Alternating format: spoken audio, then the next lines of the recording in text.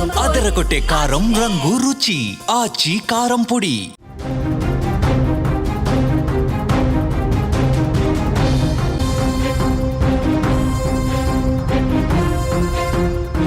అమెరికాలో ఉన్న భారతీయులకు, ముఖ్యంగా అక్కడ డ్రైవింగ్ వృత్తిలో ఉన్న వారికి, అక్కడికి వెళ్ళి డ్రైవర్గా సెటిల్ అవ్వాలనుకునే వాళ్ళకి నిజంగా ఇది చేదు వార్త.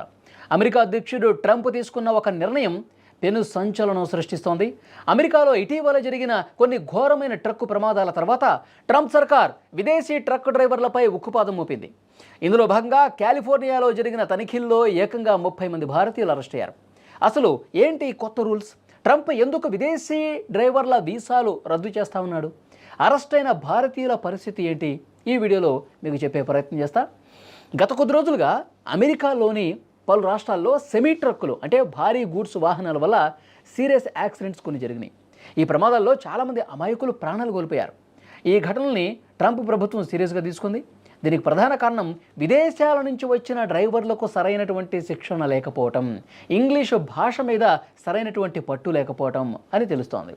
దీంతో ట్రంప్ ప్రభుత్వం తక్షణమే అమల్లోకి వచ్చేలా ఒక కఠినమైనటువంటి నిర్ణయం తీసుకుంది. విదేశీ ట్రక్ డ్రైవర్లకు ఇచ్చే వర్క్ వీసాలు, కమర్షియల్ డ్రైవింగ్ లైసెన్సుల జారీని నిలిపివేస్తున్నట్లు ప్రకటించింది. అంటే ఇకపై కొత్తగా విదేశీయులకు ట్రక్ డ్రైవింగ్ లైసెన్స్ దొరకటం చాలా కష్టం అన్నమాట. ట్రంప్ తీసుకున్న ఈ రూల్స్ కేవలం పేపర్లకే పరిమితం కాలేదు, గ్రౌండ్ లెవెల్కి వెళ్తున్నారు. యాక్షన్ కూడా స్టార్ట్ చేశారు. కాలిఫోర్నియా రాష్ట్రంలో అధికారులు స్పెషల్ డ్రైవ్ చేశారు. వాణిజ్య డ్రైవింగ్ లైసెన్సులతో సెమీ ట్రక్కులను నడుపుతున్న వారిపై పోలీసులు అక్కడ పూర్తిగా నిఘా పెట్టారు, విచారిస్తూ ఉన్నారు, తనిఖీలు చేస్తూ ఉన్నారు. ఈ తనిఖీల్లో కొన్ని షాకింగ్ విషయాలు కూడా బయటకు వస్తున్నాయి. మొత్తంగా 49 మంది అక్రమ వలసదారులను పోలీసులు అక్కడ అరెస్ట్ చేశారు. ఇక్కడ మనల్ని ఆందోళన కలిగించే విషయం ఏంటంటే, ఈ అరెస్ట్ అయిన వాళ్ళలో 49 మంది అరెస్ట్ అయితే 49 మెంబర్స్, అందులో 30 మంది భారతీయులే ఉన్నట్లుగా సమాచారం వస్తుంది. వీరంతా సరైన ధృవపత్రాలు లేకుండా వీసా గడువు ముగిసినా సరే అక్కడ ట్రక్కులు నడుపుతున్నట్టుగా అధికారులు గుర్తించారు. ఇక అమెరికాలో ట్రక్ డ్రైవింగ్ అనేది భారతీయులకు, ముఖ్యంగా పంజాబ్, ఇతర రాష్ట్రాల వారికి ఒక ఉపాధి మార్గంగా ఉంది. నెలకు లక్షల్లో సంపాదన ఉండటంతో చాలామంది ఈ రంగం వైపు వెళుతూ ఉన్నారు. కానీ ప్రస్తుతం అక్కడ తాజా పరిణామాలతో వారి భవిష్యత్తు ప్రశ్నార్థకమైంది.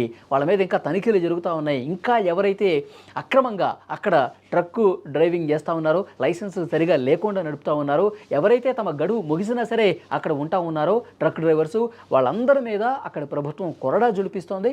చాలామంది భారతీయులను కూడా అదుపులోకి తీసుకోవడం అనేది ఆందోళన కలిగించే విషయం. సో వాళ్ళందరినీ కూడా మళ్ళీ సేఫ్గా విడిపించే ప్రయత్నం భారత ప్రభుత్వం కూడా డెఫినెట్గా చేస్తుంది. అయితే ఈ నిబంధనలు అమల్లోకి వచ్చినాయి కాబట్టి, కొత్త రూల్స్ ట్రక్కులకు సంబంధించి వచ్చినాయి కాబట్టి అక్కడికి వెళ్ళాలి అనుకునే వాళ్ళకి నిజంగా ఇది ఒక మింగుడు పడని విషయం.